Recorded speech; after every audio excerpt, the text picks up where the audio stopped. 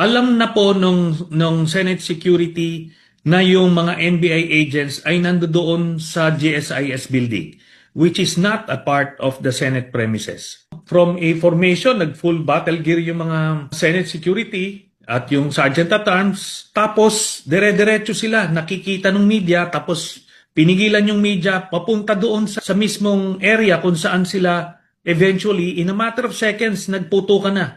Ni wala man lang verbal altercation, nagpakilala daw na NBI, tapos naka-uniforme pa, pero pinaputukan mo pa rin, kahit hindi pumapasok sa Senado.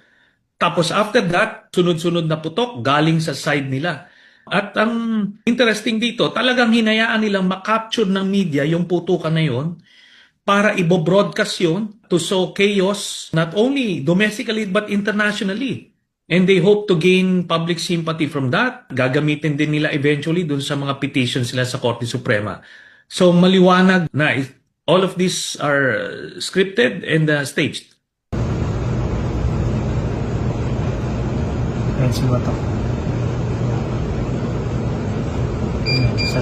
Senator Bato, sumuko na po kayo.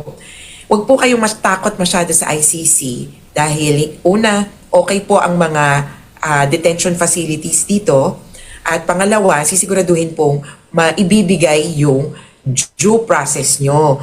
Alam ko na kaya siguro natatakot si Senator Bato dahil sa Pilipinas, sinigurado niyang walang ganito yung mga hinuli niya o ipinahuli niya. Alam niya yan mga police station, ang papangit, ang liliit. Yung due process, hindi ka agad tina-turn over ng mga police sa mga courts. Yung mga nahuli nila, di ba? Hindi agad inire-report.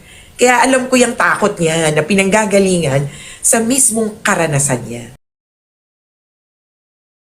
Guys, alam niyo ba yung dahilan kung bakit nataranta itong si Cayetano at ang 12 Judas? Dahil dito! Si Senador Bato de la Rosa may arrest warrant mula sa International Criminal Court sa kasong Crimes Against Humanity. Si Senador Bongo, pinangalanan din ng prosecutor na co-perpetrator sa kaso ni FPRRD at naharap din sa reklamong plunder at graft na inihain ni dating Senador Antonio Trillanes dahil sa mga government contracts na nakuha ng mga kumpanyang iniuugnay sa kanyang pamilya. Si Senador Chis Escudero na isyuhan ng precautionary hold departure order ng Sandigan Bayan habang iniimbestiga ng ombudsman dahil sa plunder, graft at indirect bribery kaugnay ng flood control scam. Muli ring nabuhay ang issue sa pagtanggap ni Escudero ng campaign donation mula sa isang government contractor matapos sabihin ng COMELEC na magsasagawa ito ng